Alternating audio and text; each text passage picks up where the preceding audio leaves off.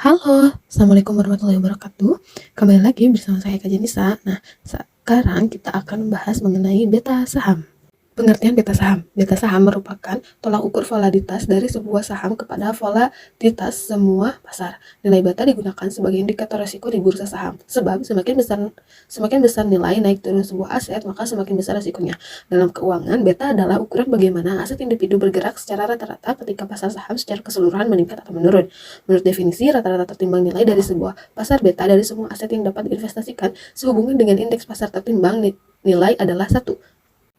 Tujuan beta saham adalah untuk memperlihatkan ukuran pergantian retur saham apabila disandingkan dengan IHGS. Kegunaannya sendiri dapat dinilai dari besarnya level sensitivitas pada risiko pasar. Selain itu, beta saham juga bertujuan untuk menjadi alternatif ukuran rasio saham dan memperoleh tambahan tentang arah pergerakan harga saham. Keberadaan perhitungan beta saham ini pun ternyata sangat cocok bagi para investor jika ingin memperoleh keuntungan ketika berinvestasi serta meminimalisir kerugian yang akan didapat. Terdapat 3 jenis saham yang dikelompokkan berdasarkan dengan betanya. Yang pertama adalah saham dengan beta kurang dari 1, di mana dapat diartikan sensitivitas harga saham lebih kecil dibandingkan dengan indeks harga saham gabungan. Sebagai contoh, beta saham dari sebuah perusahaan sebesar 0,5, maka terdapat tingkat fluktuasi harga saham sebesar 50% terhadap IHGS. Yang kedua adalah saham dengan beta di atas 1, di mana mempunyai tingkat perubahan atau volatilitas harga di atas pasar. Untuk mengetahui lebih jelasnya, kita bisa melihat dari contoh, apabila sebuah saham mempunyai nilai beta 1,5, maka saat IHGS naik 4%, harga emiten akan meningkat 6%. Yang perlu diperhatikan, jika ternyata IHGS menurun, maka harga dari saham emiten pun mengalami penurunan dengan harga lebih banyak dibandingkan dengan IHGS.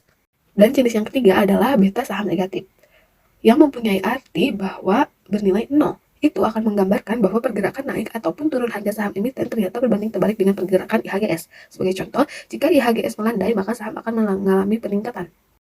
Rumus beta saham dan cara menghitungnya. Adapun perolehan nilai beta sendiri dapat dihitung dengan memanfaatkan teknik regresi yang memanfaatkan retur saham sebagai variabel dependen serta return pasar sebagai variabel independen. Untuk rumusnya sendiri bisa ditulis dengan rumus sebagai berikut. Beta saham yang dilambangkan dengan beta dan S sama dengan kovarian atau dalam kurung return asset return market dibagi varian yaitu return market.